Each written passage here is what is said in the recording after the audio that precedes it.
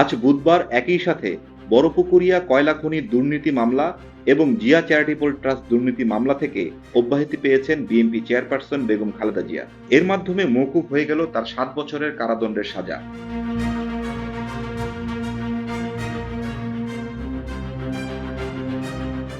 আজ বড়পুকুরিয়া কয়লা খনির দুর্নীতি মামলায় খালেদা জিয়া সহ বিএনপির ২ শীর্ষ নেতাকে অভিযোগ থেকে অব্যাহত দিয়েছে ঢাকার একটি আদালত। একই সাথে জিয়া চ্যারিটেবল ট্রাস্ট দুর্নীতি মামলায় বিএনপি চেয়ারপারসন খালেদা জিয়া সহ সব আসামিকে খালাস দিয়েছে হাইকোর্ট।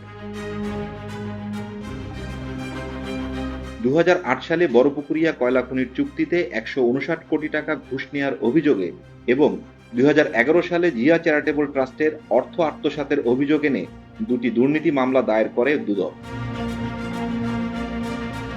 জিয়া চ্যারিটেবল ট্রাস্ট দুর্নীতি মামলায় ঢাকার একটি আদালত ২০১৮ সালে খালেদা জিয়াকে দোষী সাব্যস্ত করে ৭ বছরের কারাদণ্ড দিয়েছিল। আজ হাইকোর্ট তা মওকুফ করে খালেদা জিয়াকে খালাস দিয়েছেন।